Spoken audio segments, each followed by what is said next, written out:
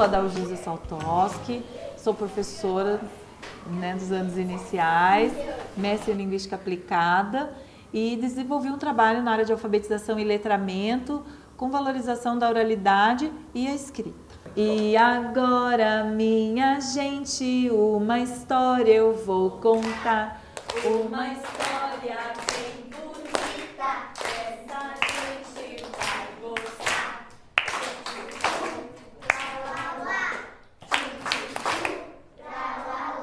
A ideia para a pesquisa, ela surgiu da prática mesmo da sala de aula, porque eu percebia que a atividade de escrita coletiva, tendo o professor como escriba, é uma atividade pouco realizada com os meus pares.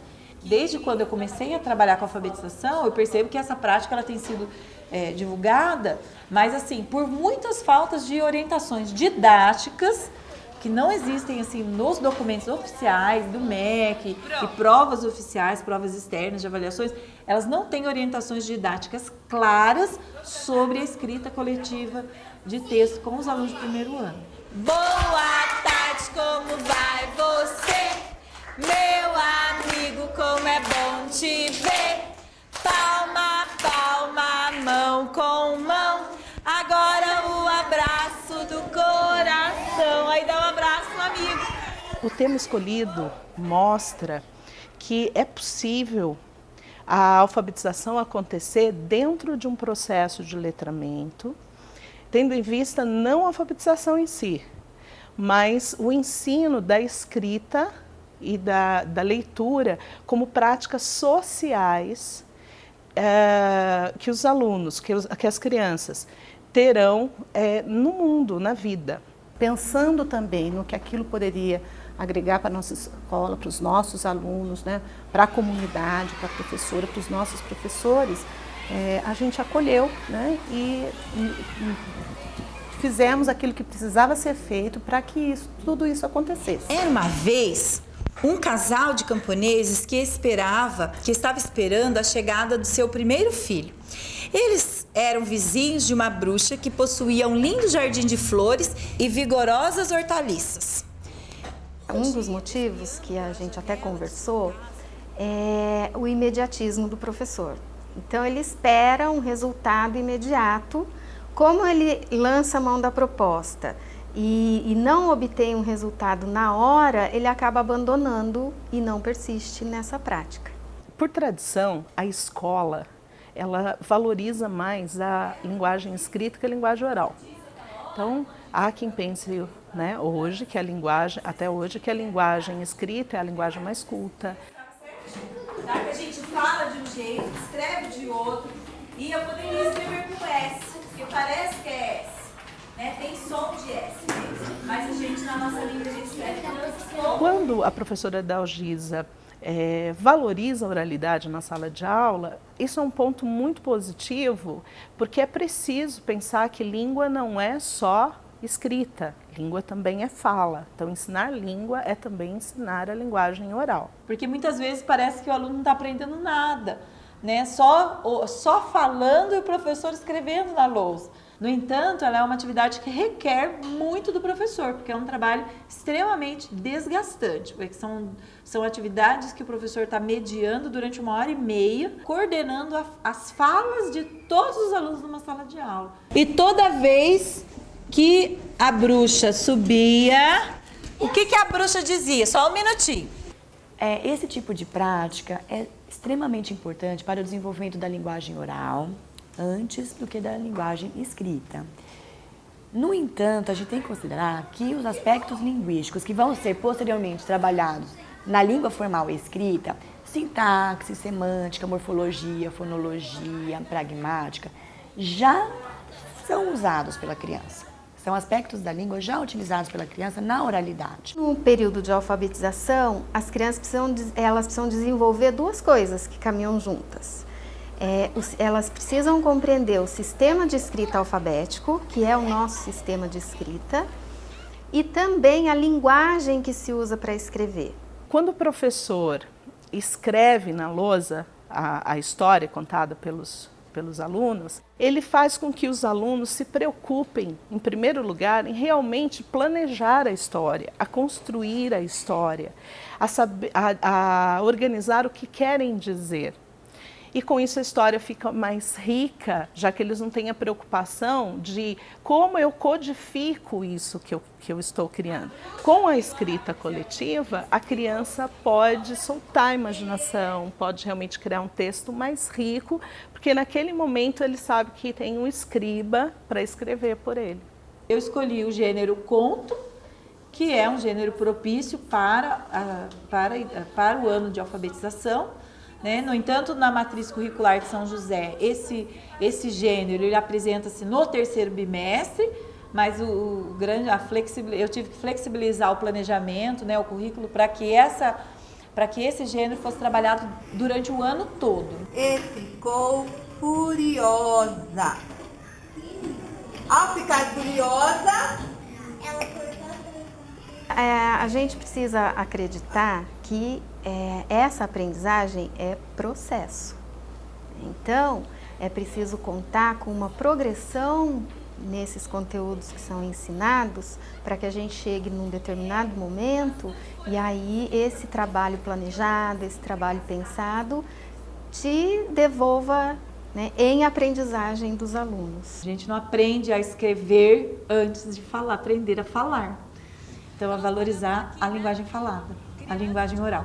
A rotina da sala de aula, até por conta da proposta que ela trouxe, ela mudou também a rotina da escola, né? Com as atividades que ela levava para os alunos, que muitas vezes não acontecia dentro do espaço físico da sala de aula, precisava acontecer fora, ou até mesmo com outras atividades extra-escola.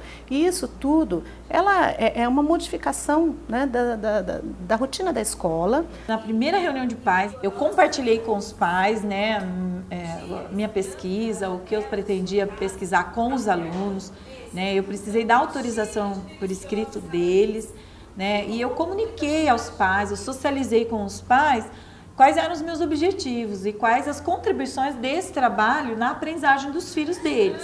Eu acreditei na professora porque ela me parecia uma pessoa muito objetiva, muito preocupada com as crianças e realmente mostrou que ela queria fazer algo diferente para as crianças e fez, né, a diferença. Então essa atividade acontecia de 2 a 3 vezes por semana no primeiro semestre e mais alternadamente de um espaço maior no segundo semestre, porque no primeiro semestre meu objetivo é que todos os alunos lessem no primeiro semestre.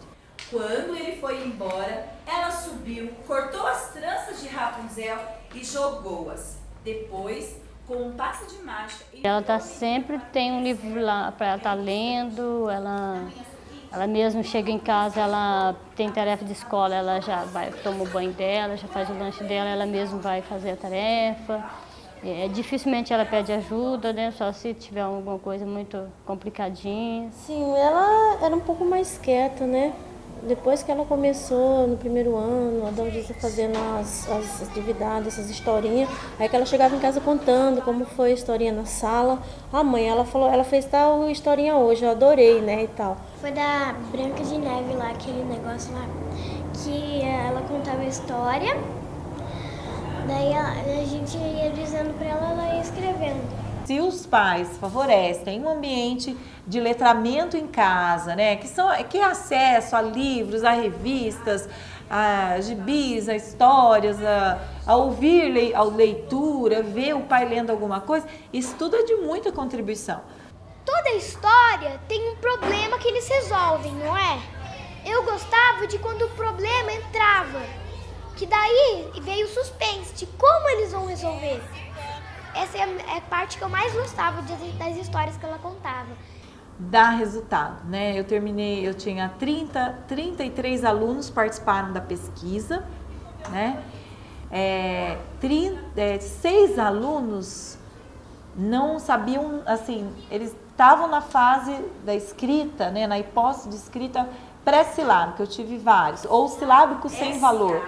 São aqueles alunos que usam letras na hora de escrever, eles usam letras que não tem nada a ver com a palavra, né? Ou usam muitas letras para representar os sons daquela palavra e não leem, né? Esses alunos, eu só tive um aluno que não terminou o ano lendo e escrevendo um conto.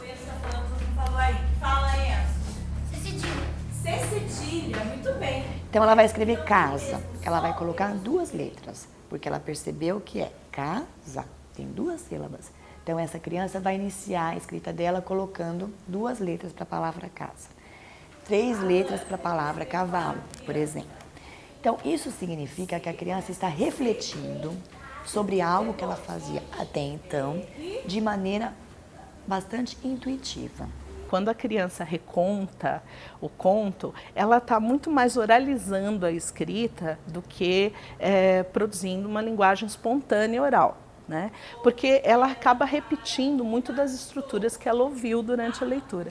Entretanto, ela põe muito de si na hora de recontar a história. Há muitas lacunas que ela precisa preencher, porque a memória dela não vai lembrar de tudo. E é nesse momento que entra a espontaneidade, é nesse momento que a oralidade acontece, né? Não dá para imaginar que a criança vai repetir a história tal como ouviu. Então ela realmente reconstrói, e nessas lacunas é que ela coloca a oralidade.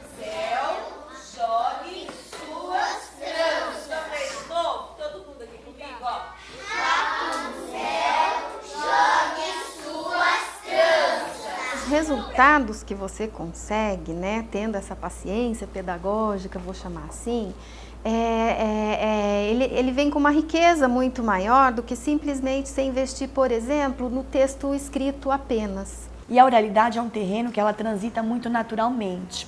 Então, nada mais justo do que começar por esse terreno que a criança já tem como um terreno seguro, uma zona de conforto. Isso vai fazer com que a transição para a escrita se dê de uma maneira muito menos traumática, que cause muito menos insegurança para a criança. E eu me lembro assim com carinho das crianças da Algisa lá dentro da escola. Elas eram assim crianças comunicativas. Então eu acho que o desafio foi esse, né? Mas que valeu a pena, né? Foi uma coisa assim, uma experiência diferente para todo mundo.